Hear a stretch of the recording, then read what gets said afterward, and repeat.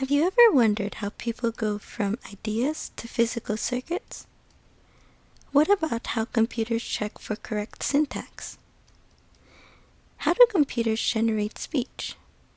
And what are the limits of computation? Studying models of languages and computation will give you the tools to answer these questions and more. In this course, we will go on a journey through increasingly complex models of computation. But first, let's begin by defining what exactly we mean by a model, a language, and computation. Life is often very complex, and we often want to just focus on specific parts of it.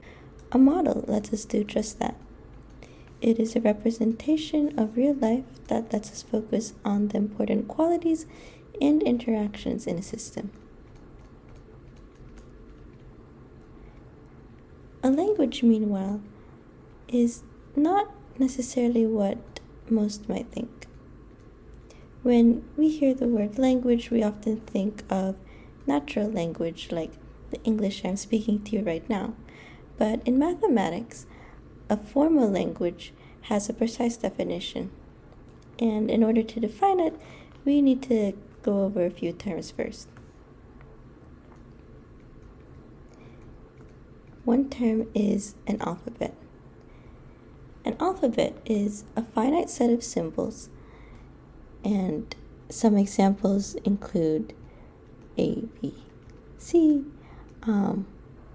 or even like a cat, a dog, and a goat. I'm not going to attempt to draw that here because I'm not the best drawer, but suffice it to say that each of the symbols are unique, and you can define the symbols to be anything pretty much you want. A word is a string made from these symbols.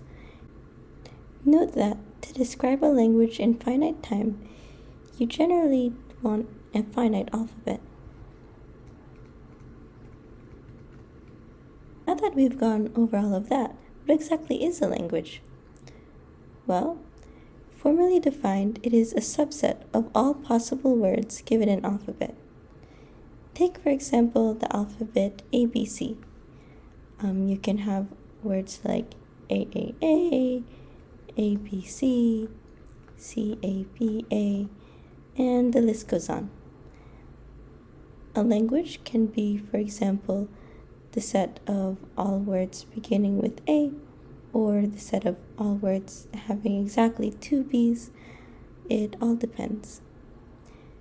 And note that the set can be a finite set, for example, comprising only these three words I've listed here, or it can be infinite, for example, the set of all words that contain only A's.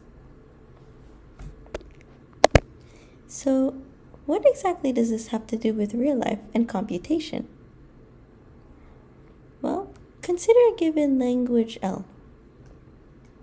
For any string S, we can ask if S is in L. This is a decision problem. The answer is always either yes or no. It turns out that many real-world problems can be modeled as decision problems, which in turn form languages.